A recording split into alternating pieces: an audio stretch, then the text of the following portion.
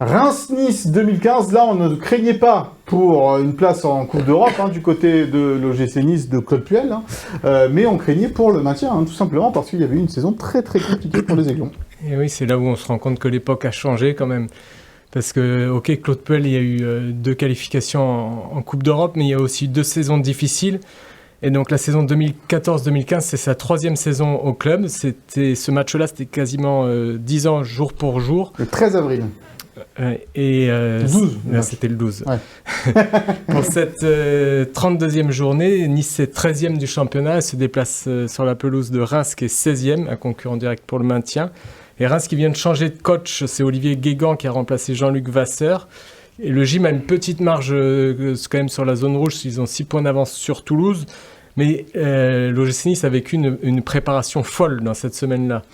Premièrement, le match d'avant, c'était Nice-Évian. Il y avait eu tentative d'envahissement de la présidentielle. Fermé... Avec Julien Fournier et Jean-Pierre Ribéry exfiltrés à la mi-temps. Voilà, donc il y avait eu l'annonce quelques jours avant de la fermeture à titre conservatoire de la tribune populaire sud. Et puis, encore un truc encore plus fou, je pense, inédit dans le foot français, dans l'OGC Nice, un joueur professionnel incarcéré. C'était Souleymane Diawara, qui avait été victime d'une escroquerie. Il avait acheté une Porsche Cayenne, 50 000 euros, mais un véhicule qui était volé. Il a voulu se faire justice lui-même avec ses proches, etc. Et donc, il avait été incarcéré. Il a fait 3 mois de détention provisoire. Et finalement, il a eu qu'une amende de 10 800 euros. Mais ça avait secoué la préparation de l'OGC Nice avant un match hyper important. Donc, il y avait urgence à retrouver du calme. Heureusement, c'est arrivé sur le terrain. Et ça s'était très bien passé parce que c'est Saïd Benrahma, donc, qui venait d'arriver l'été dernier de Colomiers en U19. Il sortait de nulle part. Et c'est sa 2e titularisation, 4e minute. Il met un but de la tête, on le voit à l'image. Et le gym mène dès la 4e minute. Le gym va souffrir tout le match. Claude Puel va être expulsé pour la première fois de sa carrière en 500 matchs. Comme quoi, c'était très nerveux à ce moment-là. C'était nerveux. Alors, il s'en expliquait après en disant qu'il avait crié sur Pléa. Et l'arbitre avait peut-être mal interprété ses propos. Il dit qu'il fallait un début à tout, une expulsion après 500 matchs. Mais le gym va finir par remporter ce match 1-0 et passer la barre des 41 points qu'on dit souvent décisifs pour le maintien.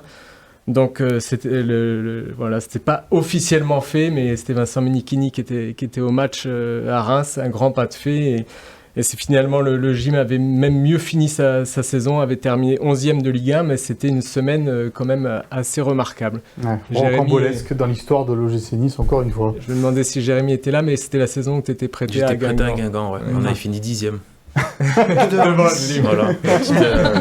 T'avais fini devant Nice. T'avais apporté la petite exigence supplémentaire à Guingamp. Mais j'ai fait les 2 premiers matchs avec Nice, victoire contre Toulouse et match nul à Lorient. Donc j'ai quand même rapporté entre guillemets 4 points avant de partir à Guingamp. Donc tu es un artisan du maintien. On a fait ce qu'on a pu. Moi j'avais beaucoup de blessures, donc je m'étais ça allait mieux à ce moment-là, mais Claude Puel s'était engagé à prendre Christian Bruls à l'époque. Ouais. Donc il m'a demandé de choisir de partir. Donc j'ai choisi Guingamp. Ça s'est très bien passé pour moi. Je m'étais très bien relancé là-bas. Mais c'est vrai que Nice, ça s'était joué à très peu de choses. Mais bon, j'étais quand même content que le club se sauve puisque je retournais au club la saison suivante.